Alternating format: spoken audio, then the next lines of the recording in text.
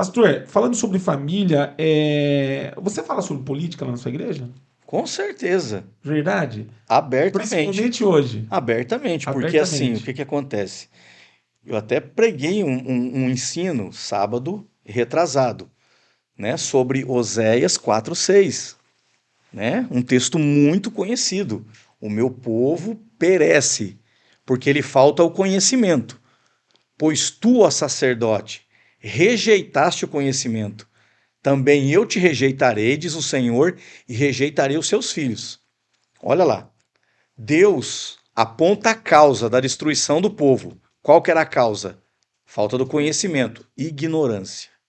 O povo estava escravo pela ignorância. A verdade liberta, mas a ignorância escraviza.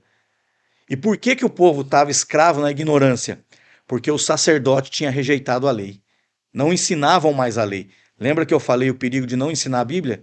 De não ter ensino no altar? O povo se torna ignorante. Você tem uma igreja cheia, uma igreja luxuosa, bonita, mas ignorante de Bíblia. Você entendeu? Sem o conhecimento da verdade. Aí o que que Deus fala? Tudo bem, você rejeitou a minha lei, você rejeitou a minha palavra de ensinar ao meu povo, também eu rejeitei o seu sacerdócio. E tem mais, como consequência disso, rejeitarei todos os seus filhos. Geracional. Olha a situação. Você entendeu? Eu gosto muito de um texto, tanto de Efésios capítulo 4 em diante, verso 15, quando Deus ele orienta ali, através de Paulo, para que os irmãos não fossem menino.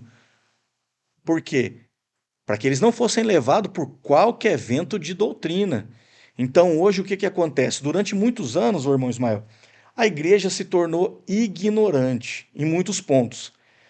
E um dos pontos que a igreja se tornou ignorante é em relação à política. E quando se trata da política, quando os pastores se omitem a não querer falar da realidade, você entendeu? Esse pastor, ele não está omitindo simplesmente de falar de um assunto, porque política tem a ver com a Bíblia. Política tem a ver com a verdade. Porque política fala de princípios, de valores. E a Bíblia trata de valores. A Bíblia trata de princípios sobre a família, sobre o aborto, pais e filhos, irmãos, questão de irmãos. E tudo isso, infelizmente, está sendo colocado em pauta hoje. A nossa liberdade, é ou não é, Giovana? A nossa liberdade hoje, estão querendo privar a gente da nossa liberdade. Você já pensou se a gente, como cristão, não se posicionar, daqui a alguns dias nem podcast vai ter? Não vai poder ter, estão querendo censurar até mesmo isso. A mídia, Exatamente, então não vai poder ter um podcast cristão. sim, De repente pode falar de esporte, de repente pode falar de um monte de coisa, sim. menos você vir aqui falar de algo que vai abençoar famílias. Só que se a gente, como cristão, não se posicionar e não falar agora, você entendeu? E como a Bíblia é a nossa regra de fé e prática, a gente tem que ver, que nem eu sempre digo, não é questão de gostar ou não gostar do candidato. Qual tem a melhor proposta? Qual tem uma proposta que aparece, que está mais próxima da Bíblia? Qual tem a proposta que é mais parecida com os valores que eu creio?